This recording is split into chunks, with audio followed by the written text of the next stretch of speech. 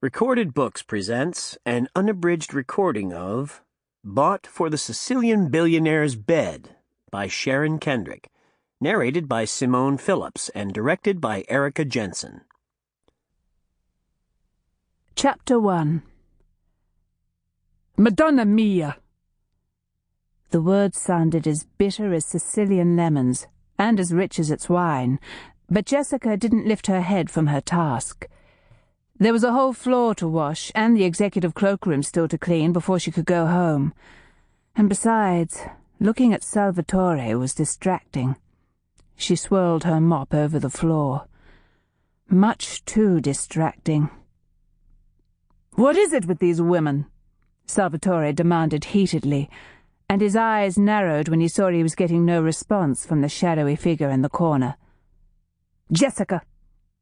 The question cracked out as sharply as if he had shot it from a gun, taut and harsh and unconditional, and Jessica raised her head to look at the man who had fired it at her, steeling herself against his undeniable attraction, though that was easier said than done.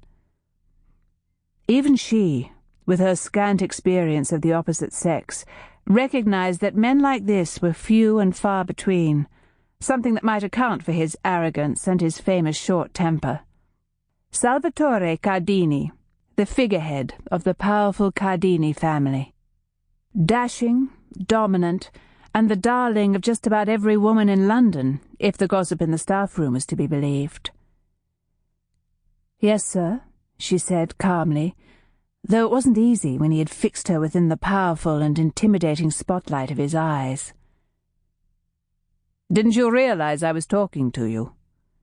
Jessica put her mop into the bucket of suds and swallowed. Actually, no, I didn't.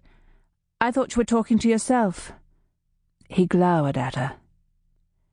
"I do not," he said icily, in his accented yet flawless English, "make a habit of talking to myself.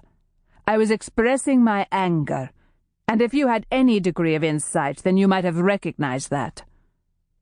And the subtext to that, Jessica supposed, was that if she possessed the kind of insight he was talking about, then she wouldn't be doing such a lowly job as cleaning the floor of his office.